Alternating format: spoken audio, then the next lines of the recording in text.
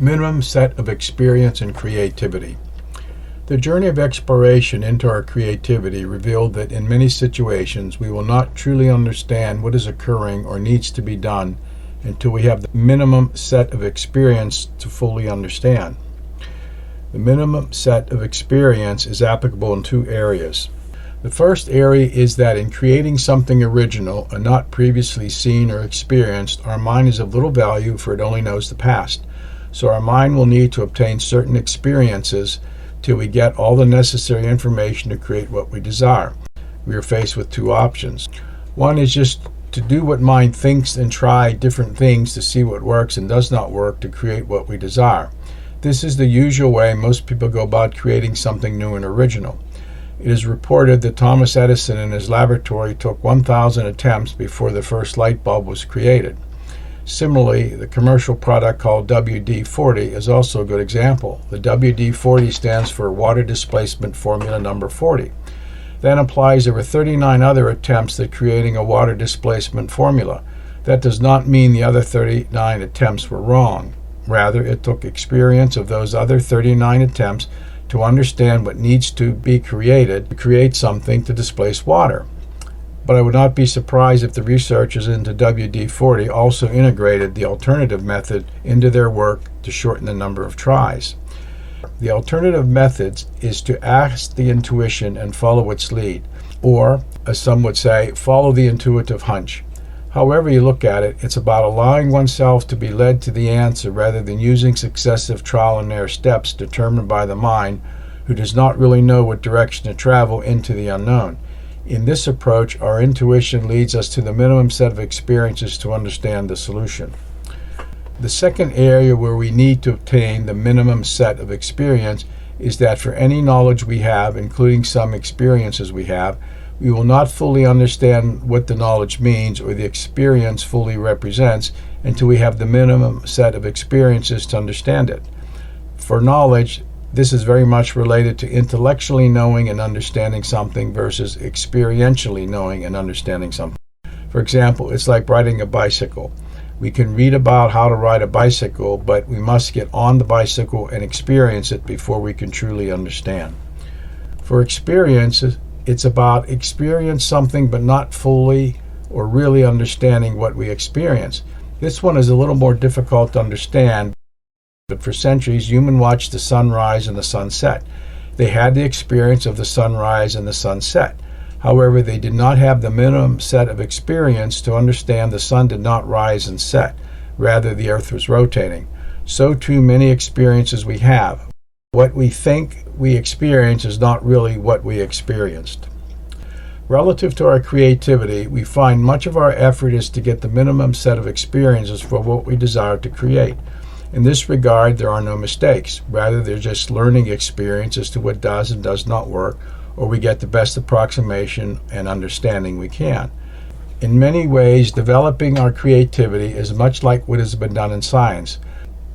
If we look at what science is, it is the knowledge of the appropriate facts, phenomena, laws, and cause-effect relationships governing the particular situation of interest at hand, and has been gained and verified by observation, experiment, and organized thinking. Now, we can read a book and gain an academic portion or intellectual understanding about the laws and principles, but we never really consciously apply it in our life, or apply them in our life. We can keep our understanding at an academic exercise, an academic level. But to really understand them and what they really mean, we have to work with them in the laboratory in our life. We can read, discuss, and think about things all we want, but the proof is in the doing. In this regard, creativity, especially accessing and utilizing our unlimited creativity, is much like chemistry or physics in that there is a book or academic portion or an intellectual understanding, and the laboratory and or experiential portion. There are creative principles that govern our creativity. The creative principles are like learning the laws of physics or chemistry. They can be learned. Performing the associated exercises and engaging in creative activities is the laboratory or experiential portion of the understanding. Unfortunately, as written material, the recordings on the RYUC and Beyond YouTube channel, the information about the laws and concept of creativity and releasing the creativity in any area of our life or unlimited creativity can be presented. However, you will need to make the academic understanding experiential. To do so, you'll need to do your own experiments. You'll need to do the experiments yourself to gain the necessary set of experience for what you wish to create.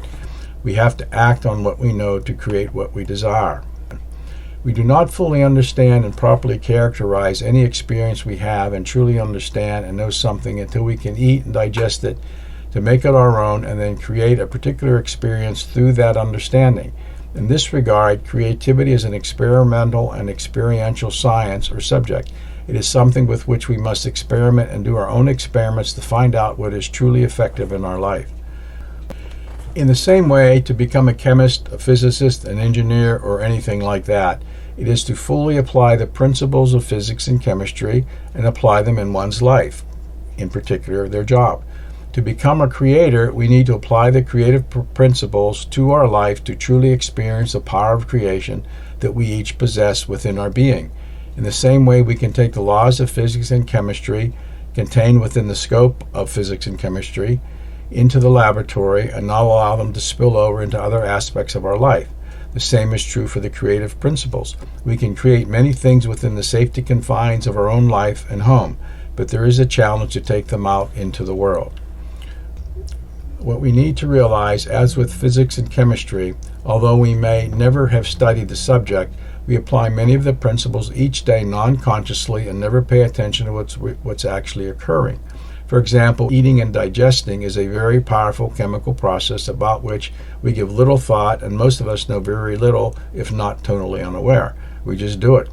Walking, seeing, feeling, and touching are also examples of complex physical processes.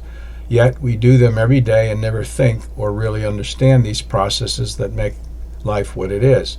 Yet when we study these processes found within the body and understand them, we open the door to miraculous cures and/or devices and chemicals designed to overcome body defects and disabilities.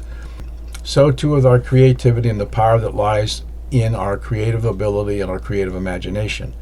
We create every day, but we do not realize we're doing so. We are, in fact, a creativity machine that cannot not create.